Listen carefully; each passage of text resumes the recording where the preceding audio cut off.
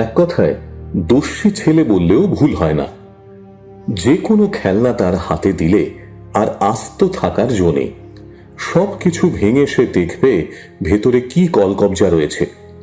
তবে শুধু যে জিনিস ভাঙচুরি করে তা নয়, সে কাগজের ব্যারোমিটার বানিয়ে বলে দিতে পারে বৃষ্টি হবে কিনা।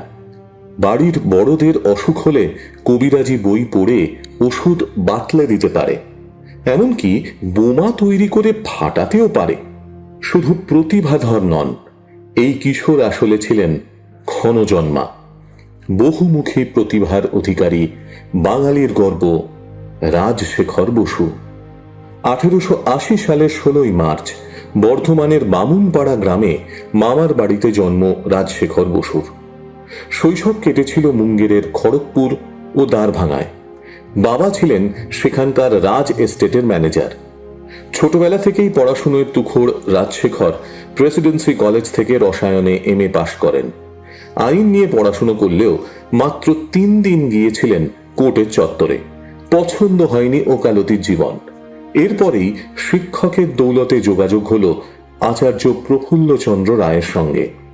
আচার্যর হাত ধরেই রাজশেখর বসু প্রবেশ করলেন বেঙ্গল কেমিক্যালে। দীর্ঘ 30 বছর তিনি কাজ করেন এই সংস্থায়। অল্প কয়েকদিনের কঠোর পরিশ্রম এবং মেধার জোরে রাজশেখর বসু বেঙ্গল কেমিক্যালের ম্যানেজার পদ লাভ করেন। আচার্য প্রফুল্লচন্দ্র রায় লিখেছিলেন, রাজশেখরের মতো ছেলে থাকলে এমন আরো 2-3টে বেঙ্গল কেমিক্যাল বানিয়ে ফেলা যায়। বেঙ্গল কেমিক্যালের কারখানা শ্রমিক থেকে উচ্চ স্তরের কর্মচারী সকলেই তাকে সমীহ করে চলতেন।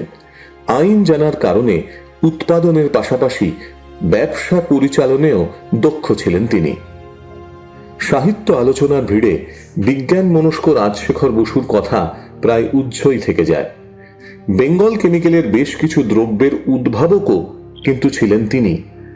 বিদেশি যন্ত্রপাতির বদলে দেশীয় পদ্ধতিতে খুব অল্প জিনিস দিয়ে নানা দ্রব্য উদ্ভাবন করেছিলেন। ব্যক্তিগত জীবনে রাজশেখর ছিলেন অত্যন্ত মিতভাষী এবং শৃঙ্খলা প্রিয় মানুষ। কিন্তু এই গম্ভীর আবরণের নিচেও লুকিয়েছিল এক অসামান্য রসবোধ। বাঙালি শেষমেশ তার পরিচয় পেল 1922 সালে। বসু পরিবারের পৈতৃক বাসভবন 14 নম্বর পার্সি বাগানে এক মজাদার আড্ডা বসত। উৎকেন্দ্র সভা নামে এই আড্ডাতে মাঝে মাঝে যোগ দিতেন তিনি। একদিন সেখানেই পড়ে শোনালেন তাঁর শ্রী শ্রী সিদ্ধেশ্বরী লিমিটেড গল্পটি। আড্ডাধারীরা মুগ্ধ হলেন সেই গল্পে। এই আড্ডাতে আসতেন ভারতবর্ষ পত্রিকার সম্পাদক জলধর সেন।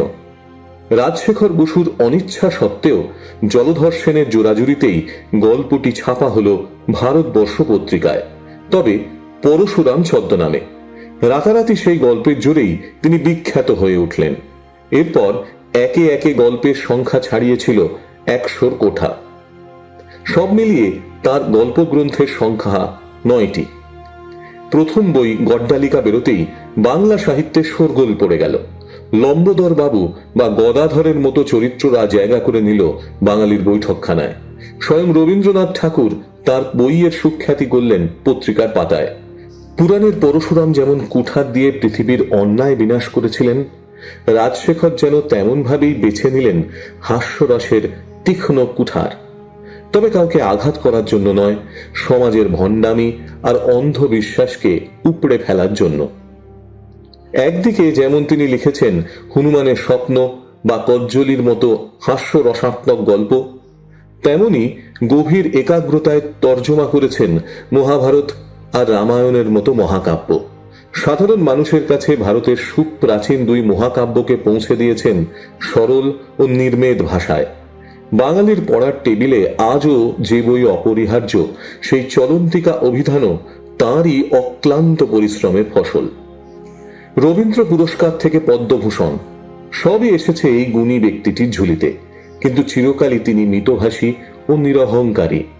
মিতভাষীর পাশাপাশি মিতব্যয়ীও।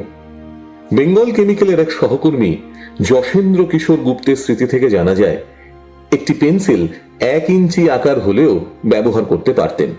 এমন কিছু কারণে কেউ কেউ তাকে কৃপণ ভাবতেন। কিন্তু তাদের সেই ভুল ভাঙে যখন অবলীলায় সরকারি পুরস্কারের 5,000 টাকাও দান করে দেন রাজশেখর বসু। ভগ্ন স্বাস্থ্যের কারণে বেঙ্গল কেমিক্যাল ছাড়লেও জীবনের শেষ দিন পর্যন্ত ছিলেন সেখানকার পরামর্শদাতা। বিজ্ঞানের যুক্তি আর সাহিত্যের নির্মল আনন্দ, এই দুই বিপরীত মেরুকে এক সুতোয় বেঁধেছিলেন রাজশেখর বসু। 1960 সালে যখন এই মহান ঋষিকল্প মানুষটি ইহজগৎ থেকে বিদায় নিলেন, তখন বাঙালির জন্য রেখে গেলেন অসামান্য সব সৃষ্টি। আজও যা অমলিন, আজও যা বাঙালির হৃদয় জুড়ে চিরন্তন।